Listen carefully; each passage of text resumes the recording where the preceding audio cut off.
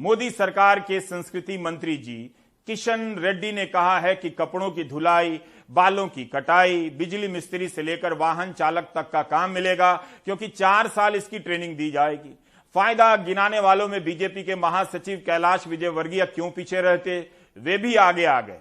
मुझे अगर इस ऑफिस में, बीजेपी के ऑफिस में सिक्योरिटी रखना है तो मैं अग्निवीर को प्राथमिकता दूंगा। इतने स्पष्ट बयान के बाद भी कैलाश विजयवर्गीय कहते हैं टूल किट से जुड़े लोगों ने तोड़ मोड़ करके कर्मवीरों का अपमान करने की कोशिश की।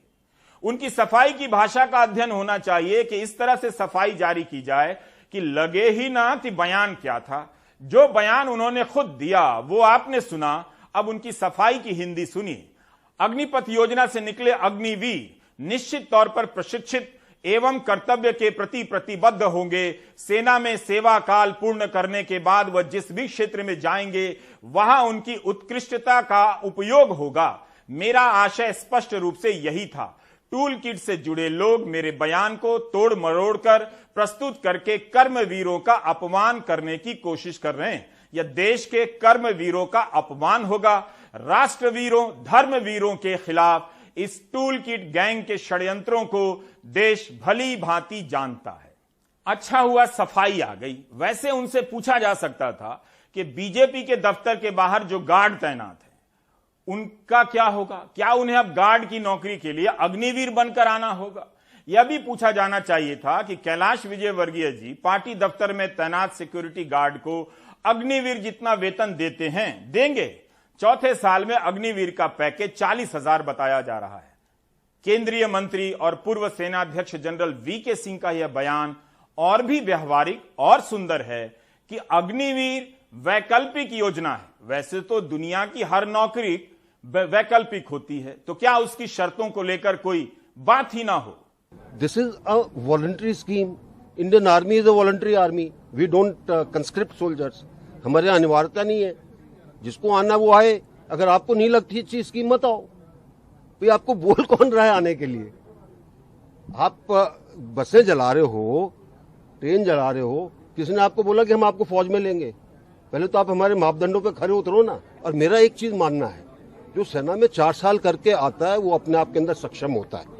उसकी मानसिकता अलग होती है, काम करने की क्षमता अलग होती है, उसकी प्रेरणा अलग होती है। उसको किसी बैसाखी का सहारा नहीं चाहिए। और जो लोग सिर्फ ये कह रहे हैं कि जी हम ये क्या रोजगार है, सेना रोजगार का साधन नहीं है। मैं बहुत स्पष्ट शब्दों में कहना चाहता हूं, सेना रोजगार का साधन नहीं है। सेना कोई दुकान नहीं है, कोई कंपनी नहीं है। सेना के अंदर जो जाता है वो स्वेच्छा से जाता है। वो स्वेच्छा से कसम लेता है कि मैं देश के लिए जान देने को तैयार हूं, और वो स्वेच्छा से काम करता है।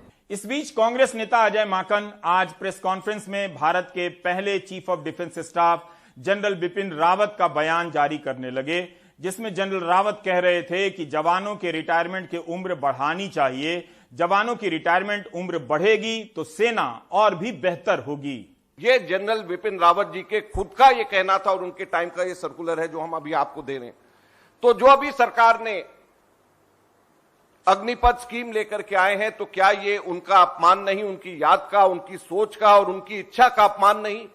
हम सरकार से पूछना चाहते हैं, जो हमारे देश के पहले सीडीएस थे, क्या उनकी सोच और उनकी इच्छा का ये अपमान अग्निपथ स्कीम नहीं है? हम सरकार से पूछना चाहते हैं।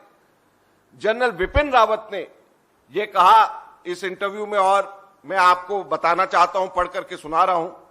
हम सैनिकों को भर्ती करते हैं और उन्हें शुरू के वर्षों में सियाचिन, द्रास, गुरेज जैसे स्थानों पर, घर से दूर कठिन स्थानों पर भेजते हैं और उन्हें यंग एज में ही रिटायर कर देते हैं, जिन्हें बहुत थोड़ी सी 18,000 रुपए के लगभग पेंशन दी जाती है। फिर वो दूसरी नौकरी ढूंढते हैं।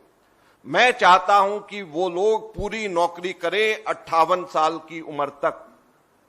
ये जनरल बिपिन रावत की खुद का इंटरव्यू है, उनके शायद आखिरी के महीनों के अंदर उनका ये इंटरव्यू है। और यही नहीं, सिर्फ उन्होंने सैनिकों के लिए नहीं, बल्कि उन्होंने सीनियर ऑफिसर्स के भी रिटायरमेंट एज उन्होंने कहा 59 ईयर्स होना चाहिए, जनरल्स का 60 ईयर्स का होना चाहिए। तो जब जनरल बिपिन रावत जैसे हमारे, उनसे ज्यादा तो कोई भी नहीं कह सकते कि क्वालिफाइड है। कल हमारे तीनों हमारे सेनाओं के अध्यक्षों ने बयान दिया, तो क्या वो सभी के सभी जनरल बिपिन रावत की सोच के खिलाफ में जा रहे हैं? सरकार ने साफ कर दिया है कि अग्निपथ आ गया है, अग्निवीर के लिए नोटिफिकेशन आने लगे हैं। साथ ही इस बहस में अजीब मोड़ आ रहा है।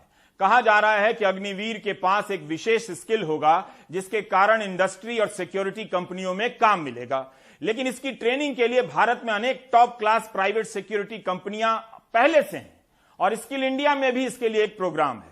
2015 में स्किल इंडिया लॉन्च हुई तो उसमें सिक्योरिटी गार्ड के लिए 160 घंटों की ट्रेनिंग का जिक्र आया है। क्या सरकार बता सकती है कि स्किल इंडिया ने कितने सिक्योरिटी गार्ड तैयार किए हैं? स्किल इंडिया से तैयार कितने सिक्योरिटी गार्ड को कॉर्पोरेट ने नौकरी दी है? स्किल इंडिया से तैयार गार्ड सप्लाई चेन से लेकर कॉर्पोरेट सुरक्षा क्यों नहीं कर सकते? उनकी सैलरी क्या है?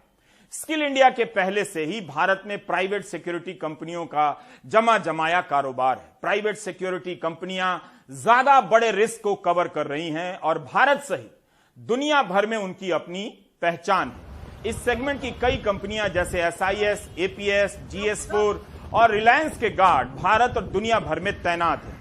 रिलायंस जैसी कंपनी के पास अपनी सिक्योरिटी ट्रेनिंग कंपनी है और जिसमें अप्लाई करने की शर्तों में यह भी शामिल है कि युवक के पास NCC की B और सर्टिफिकेट हो। यह कंपनियां उद्योग जगत की हर जरूरत को पूरा करती हैं। अगर इन कंपनियों के सिक्योरिटी सिस्टम में पेशेवर कमी होती, ट्रेनिंग नहीं होती, तो बड़े बड़े कॉर्पोरेट हाउस से लेकर 5 स्टार बैंक और अरबों रुपए की संपत्ति वाले मॉल, लाखों हाउसिंग सोसाइटी की सुरक्षा इनसे कैसे होती?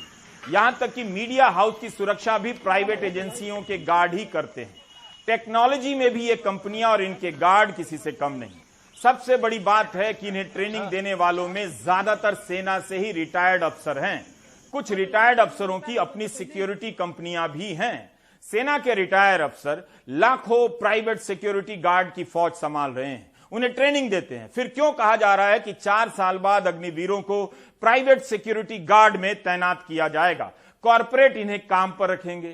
थल सेना चौथे साल में अग्निवीर को 40,000 का पैकेज देगी, जो नया नोटिफिकेशन आया है उसमें कहा गया है। क्या कॉर्पोरेट अग्निवीरों को इतनी सैलरी देगा?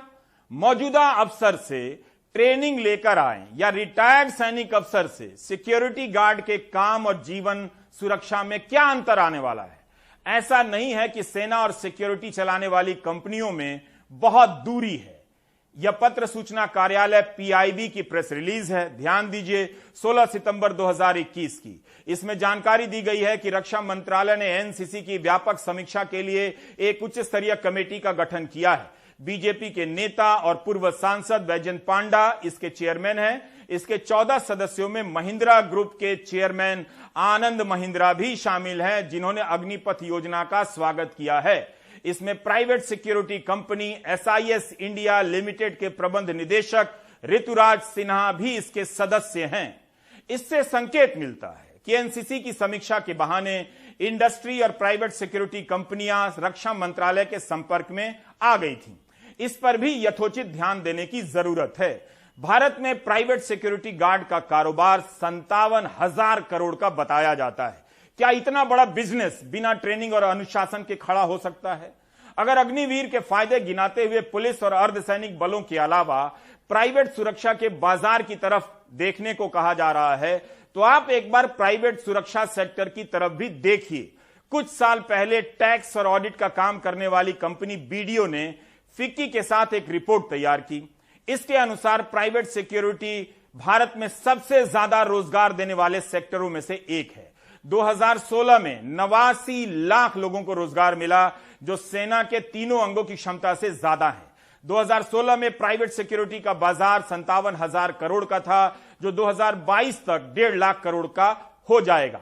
भारत में अगर 100 सुरक्षा कर्मी हैं तो इसमें 83 प्राइवेट सिक्योरिटी गार्ड हैं, 17 पुलिस के सिपाही। जर्मनी में यह अनुपात 50-50 का है। अमेरिका में 58 प्राइवेट गार्ड हैं तो 42 सरकारी गार्ड। पूरी दुनिया में पुलिस की संख्या कम होती जा रही है, प्राइवेट सिक्योरिटी गार्ड की संख्या बढ़ती जा रही है। यह मामला विकल्प का नहीं है। अगर पुलिस की भर्ती ज्यादा होती तो युवा पुलिस में जाते। जो कोई यह दलील दे रहा है कि पुलिस की भर्ती में अग्निवीर को प्राथमिकता मिलेगी, उसे यह खबर पढ़नी चाहिए। मई 2017 में सुप्रीम कोर्ट को यूपी और बिहार से कहना पड़ा कि आप सिपाही की भर्ती कैसे करेंगे, इसका खाका बनाकर दीजिए। इसके अलावा 12 राज्यों को भी इसी तरह का निर्देश दिया गया। यह केस 2013 से चल रहा था कि पुलिस की भर्ती नहीं हो रही है, पद खाली, बहुत सारे पद खाली। उस साल 24 अप्रैल को सुप्रीम कोर्ट ने यूपी सरकार को आदेश दिया था कि 4 साल में 1.5 लाख पुलिस के सिपाहियों की भर्ती की जाए। पुलिस की भर्तियां खाली थी, लेकिन सुप्रीम कोर्ट को आदेश देना पड़ा। कोई भर्ती इतनी आसानी से नहीं निकलती है, और निकलती है तो समय पर पूरी नहीं होती है।